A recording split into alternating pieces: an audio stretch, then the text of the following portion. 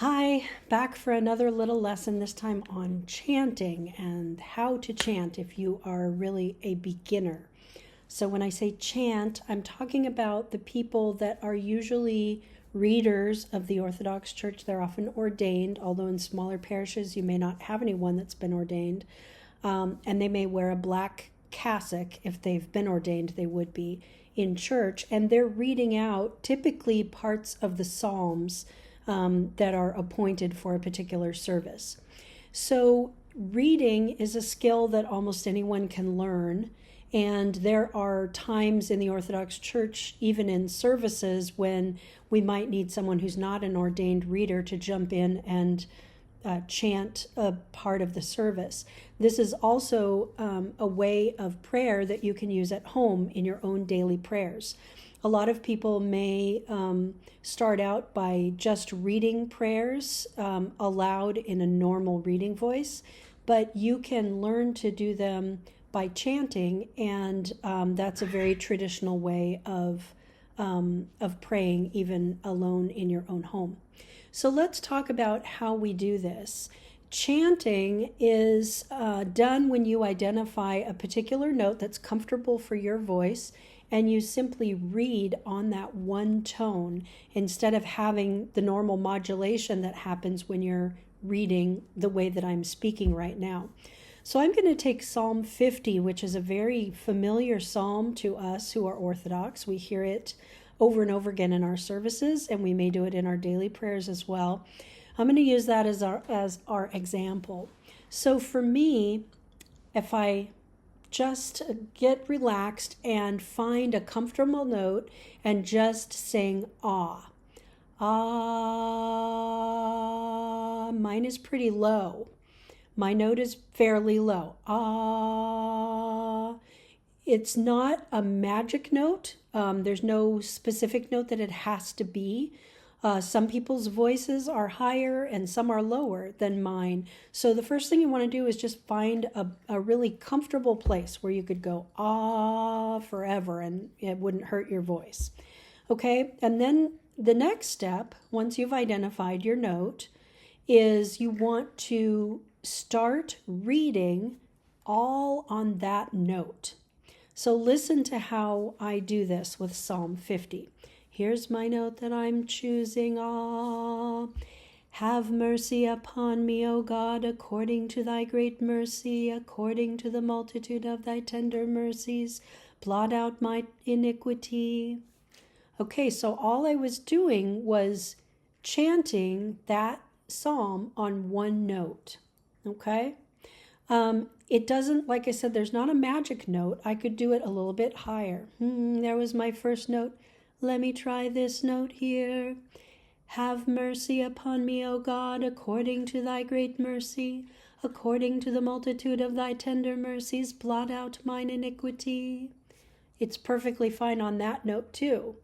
If I chose a note that was too high, have mercy on me, O God, according to thy great mercy, according to the multitude of thy tender mercies, blot out mine iniquity. I could chant up there for a while, but after a little while, I can tell that it would wear out my voice. So some people's comfort zone may be way up there, and that's perfectly fine. Somebody else's comfort zone may be lower. Have mercy on me, O God, according to thy great mercy. Again, for me, that's a little bit too low. I can feel that it would stress my voice after a while. But you find the range where your voice is comfortable and practice doing that just straight on a sentence like that. One of the things you want to think about when we start adding some formality, sometimes what people tend to do is try and make each syllable exactly the same length. So that would sound like this. Have mercy upon me, O God, according to thy great mercy, according to the multitude of thy tender mercies, blot out my iniquity. Okay, that doesn't sound normal. It sounds kind of like a computer was being recorded or something. So you want to be aware of that and not do that. You want to have the the sort of rhythm of your speech be fairly normal to what you would do in a talking voice. So this is the way I would do this first line, with the rhythm of my talking voice, but staying all on that first note, okay, on that one note. Have mercy upon me, O God, according to thy great mercy, according to the multitude of thy tender mercies, blot out mine iniquity.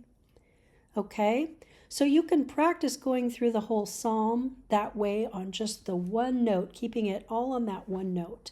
And once you've gotten familiar with that, then come back to this little lesson and we'll go on to the next step. The next step is going to be giving a little shape to the words and sentences. And I personally feel a lot of this for me is very intuitive. I don't plan it out necessarily. I just kind of let things flow while I'm keeping my mind on the meaning of the words that I'm chanting. But for other people, and especially if you're starting out, it may be easier to sort of plan it out and even mark on your, print out your prayer and then mark a little bit, like underline the places where you want to go up or down. Typically, what works well for chanting when you're doing a long thing like a psalm is to just go up or down one note from that main note. And then when you get to the end of an important thought, a sentence, or the very end of the psalm, you might do something a little bit bigger and fancier to show that it's the end. Okay, let me show you what I mean.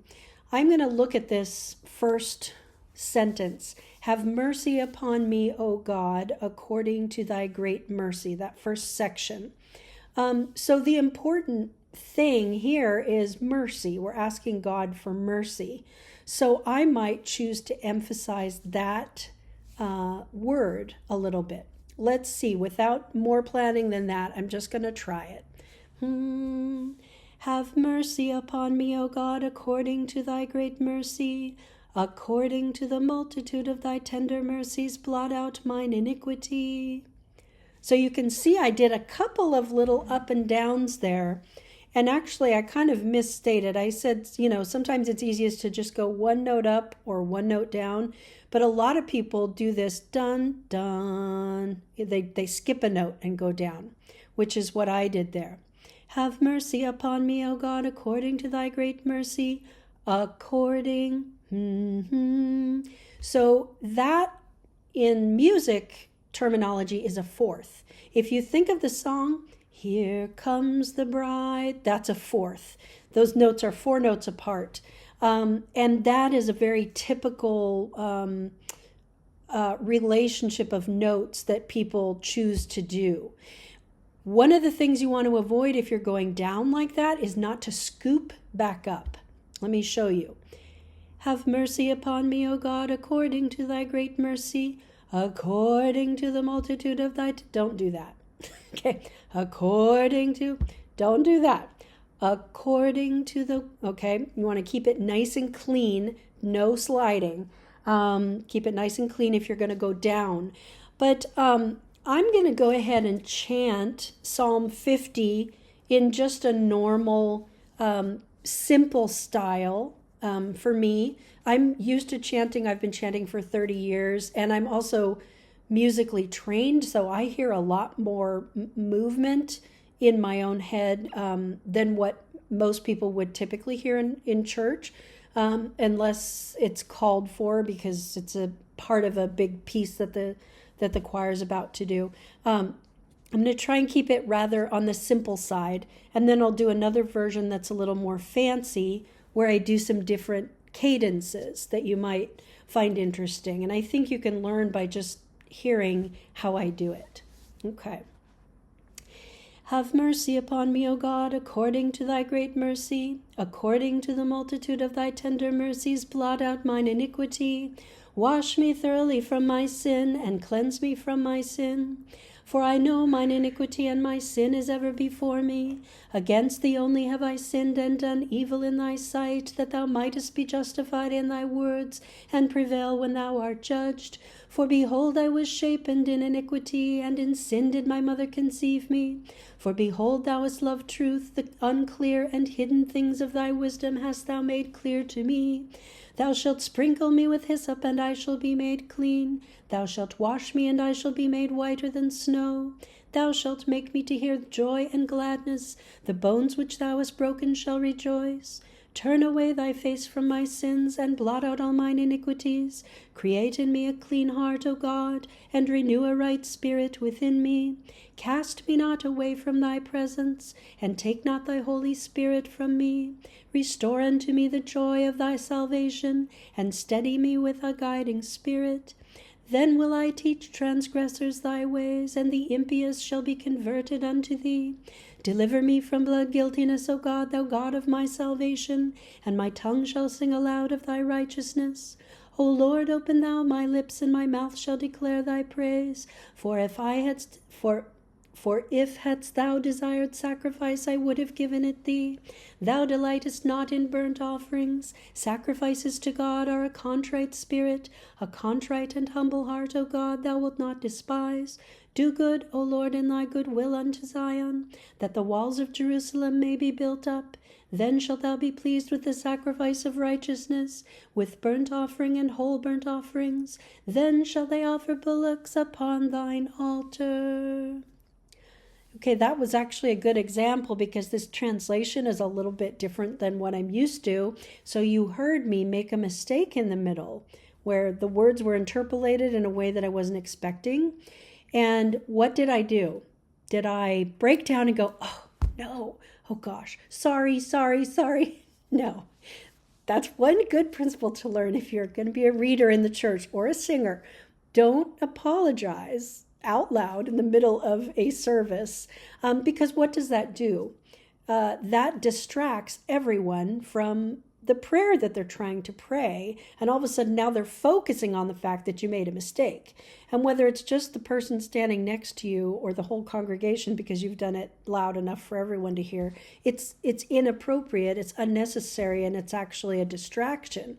It makes a misstep even worse. We're all going to make missteps. We're all going to pronounce something wrong or stumble over a word from time to time. That's okay. We're not looking for absolute perfection. What we're looking for is that your heart is in the right place when you're chanting, and that especially when you're chanting in church, that you're doing your best. And if something happens, you just stop and you redo that part that wasn't heard and you keep going. That's all. It's very simple. That was mostly staying on the same note with a little bit of modulation up and down here and there. And that's a pretty good example of the way that I would typically read in church. I think giving a little bit of that modulation serves to help the text become more understandable for those who are listening.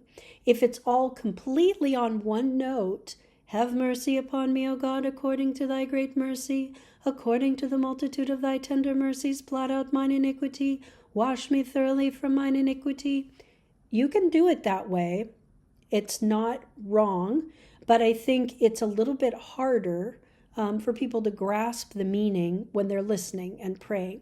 So I think the small modulation, like what you heard, is typically what one would hear in an Orthodox church. I'm going to save doing it a little bit more fancy for the end. There are some other important things to cover. So one is the speed with which you're reading. The way that I just read this psalm was typical for parish use for something long like this, like a psalm. It wasn't real slow because it's fairly long. And if you read everything really slow, the service is going to be longer than it needs to be. You kind of have to be mindful of that good balance. So the problem that I often hear in church is people reading too fast. And when you read too fast, especially when it's a text that you're very familiar with, it can make it very difficult for people to understand the words. So it's an important thing to always remember When you're chanting, you are leading the prayer of the people. Your primary priority is for the text to be heard and understood by the people. Nothing else matters as much as that.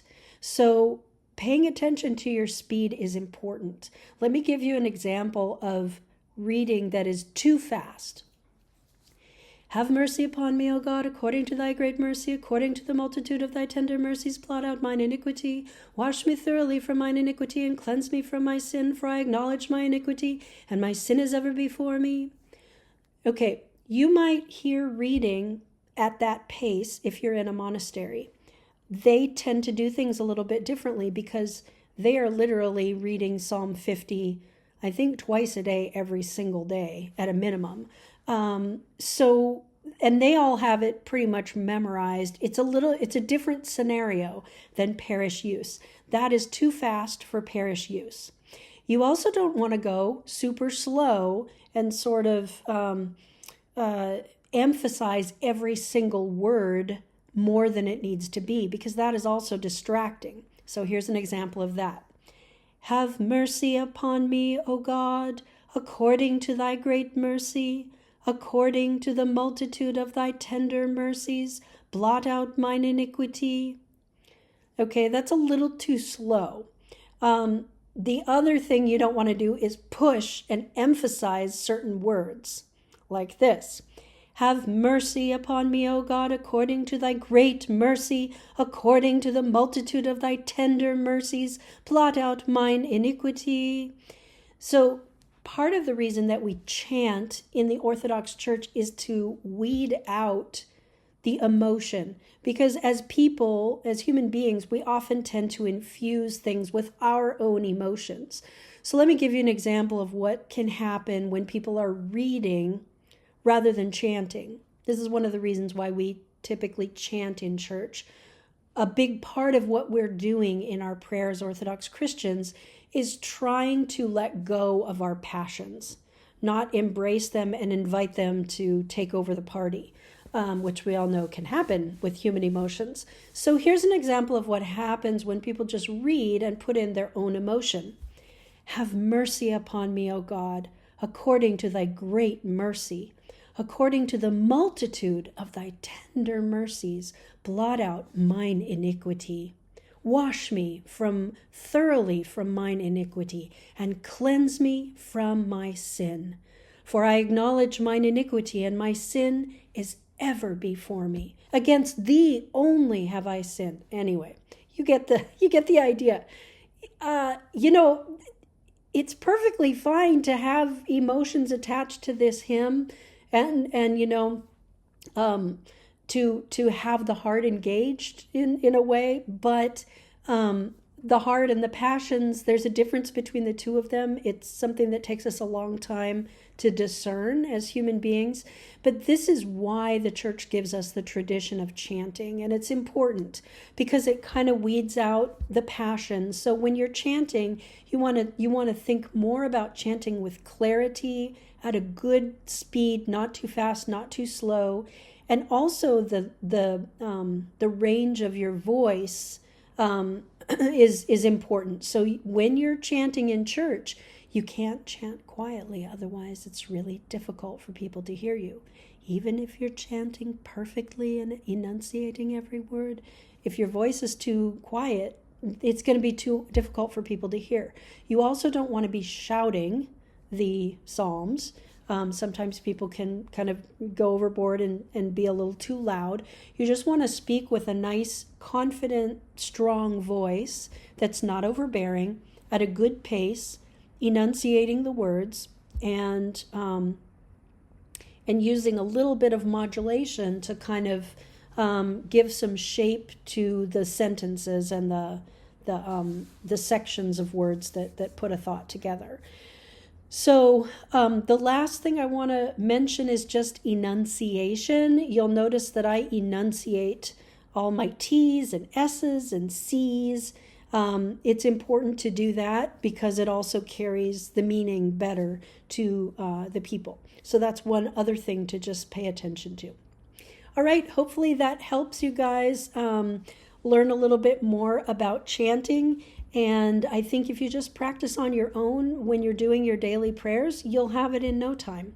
Just find a comfortable place and get used to doing it. And once you're comfortable chanting at home, then it shouldn't be that difficult to chant in church if you are called upon to do so. I will do Psalm 50, this kind of unusual version, one more time, and I'll do a little bit more modulation, which I tend to do personally, and it's a little more than what I usually hear other places too. It's just my own style that I've developed over many years of chanting without even paying attention to it. But a lot of times people ask me how I learned to do it, and like I said, I didn't really learn. It just sort of came intuitively to me. But if you listen to me, you can get some ideas of different modulations that could be done. I usually wouldn't do this on a psalm. I would do it perhaps for a canon or an akathist hymn or something like that, that is a little bit more teaching oriented. And in fact, I think I'll use, instead of using Psalm 50, I'll use the akathist hymn because I have it here beside me. So this is with a little bit fancier modulation. An archangel was sent from heaven to say to the Theotokos, rejoice. And beholding thee, O Lord, taking bodily form, he was amazed, and with his bodily voice he stood crying to her such things as these. And going down a little bit more, I'll do a couple more. Kontakion 2 of the Akathist to the Mother of God. Seeing herself to be chaste, the Holy One said boldly to Gabriel, the marvel of thy speech is difficult for my soul to accept.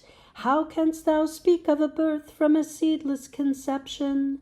And she cried, Alleluia.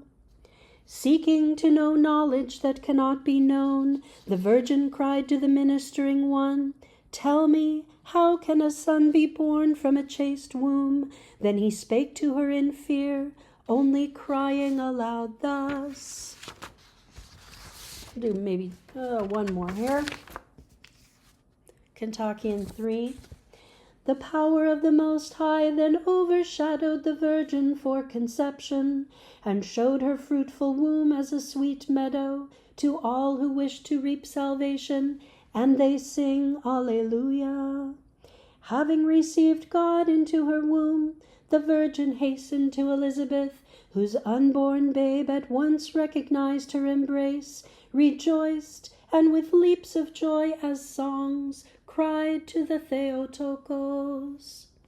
So that's an example of a little bit more modulation where I'm going up higher to higher notes and down to lower notes and doing more of the kind of up and down.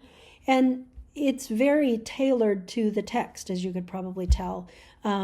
So anyway, that's just an example for those of you who are curious about that more high style, I guess, that could be used especially for canons and akathists and things like that.